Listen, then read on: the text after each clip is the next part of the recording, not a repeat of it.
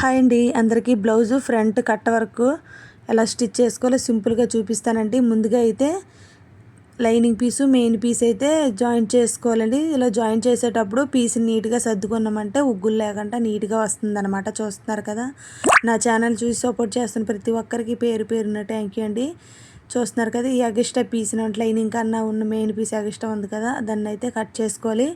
ముందుగా అయితే బకరం మీద మార్క్ చేసుకుందామండి. చూస్తున్నారు కదా, పొడవు తీసుకొని తర్వాత ఇప్పుడు ఈ వీడియోలో చూస్తున్నారు కదా, కట్ వరకు అనమాట ఒక 2 కట్స్ పెట్టుకొని నెక్ డిజైన్ అయితే మార్కింగ్ చేసుకుంటున్నాను. చూస్తున్నారు కదా, ఈ వీడియోలో ఈ కట్ వర్క్ని కట్ చేసుకున్న తర్వాత లైనింగ్ పీస్ మీద జాయింట్ చేసుకోవాలి. ఈ వీడియోలో చూపించే విధంగా చూస్తున్నారు కదా, చాలా సింపుల్ అండ్ ఈజీగా స్టిచ్ చేసుకోవచ్చు.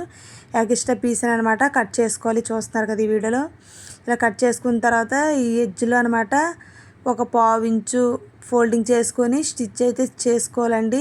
ఈ ఛానల్లో మంచి మంచి వీడియోస్ పెడతాను, చూసి సపోర్ట్ చేస్తారని మనస్ఫూర్తిగా కోరుకుంటున్నాను. చూస్తున్నారు కదా, ఇలా చిన్న చిన్నగా ఫోల్డింగ్ పెట్టుకొని స్టిచ్ చేసామంటే ఫినిషింగ్ అయితే పర్ఫెక్ట్గా వస్తుందన్నమాట. చూస్తున్నారు కదా, ఇప్పుడు ఈ ఎక్స్ట్రా పీస్ని కట్ చేసుకొని ఈ వీడియోలో చూస్తున్నారు కదా, కట్స్ ఇచ్చాం కదా, ఈ నెక్ పీస్ని అనమాట నీట్గా పెట్టుకొని అనమాట ఈ బకరం ఎడ్జ్లో స్టిచ్ వేసుకోనమంటే కట్ అయితే కరెక్ట్గా పర్ఫెక్ట్గా వస్తుంది అనమాట. చూస్తున్నారు కదా, థ్రెడ్స్ అయితే ఎప్పుడప్పుడు కట్ చేసుకోవాలి. ఈ మిడిల్లో ఉన్న పీస్ అనమాట ఒక 1/2 ఇంచు గ్యాప్ ఇంచుకొని కట్ చేసుకోవడమేనండి. చూస్తున్నారు కదా, ఈ వీడియోలో చాలా సింపుల్ అండ్ ఈజీగా చెప్పడానికైతే ట్రై చేస్తున్నాను.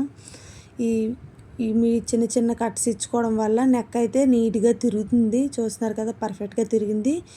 ఇక్కడ చిన్న క్లిప్ అయితే మిస్ అయింది. అదేంటంటే ఇప్పుడు చూస్తున్నారు కదా, వీడియోలో పైపింగ్ కోసం అయితే క్లాత్ అయితే రెడీ చేస్తాను. ఈ ఎడ్జ్లోన చిన్న స్టిచ్ వేసుకుంటున్నాను.